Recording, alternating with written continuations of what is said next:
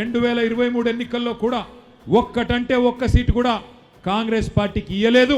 మళ్ళీ తిరిగి కేసీఆర్ గారికే జై కొట్టి ఆ రోజు జూబ్లీహిల్స్ నియోజకవర్గంలో కూడా మాగంటి గోపీనాథ్ గారిని మీరు అఖండమైన మెజారిటీతో గెలిపించి తిరిగి మూడవసారి శాసనసభకు పంపినారు. మరి ఈరోజు ఒక్కసారి మీరు ఆలోచన చేయండి.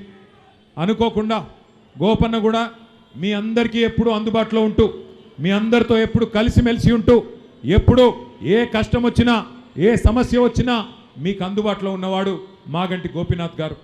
ఆయనను మీరు 5 ఏళ్ల కోసం గెలిపించినారు. కానీ దురదృష్టవశాత్తు ఆరోగ్య సమస్యల వల్ల సంవత్సరంన్నర లోపలనే గోపీనాథ్ గారు మన మధ్యలో లేకుండా పోవడం మనందరికీ కూడా ఎంతో బాధ కలిగించిన విషయం.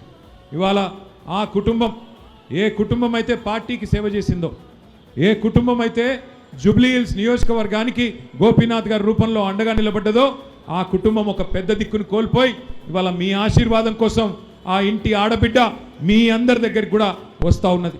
తప్పకుండా ఈ ఆడబిడ్డను మీరందరూ ఆశీర్వదిస్తారని, తప్పకుండా మంచి మెజారిటీతో గెలిపిస్తారని చెప్పి నేను బలంగా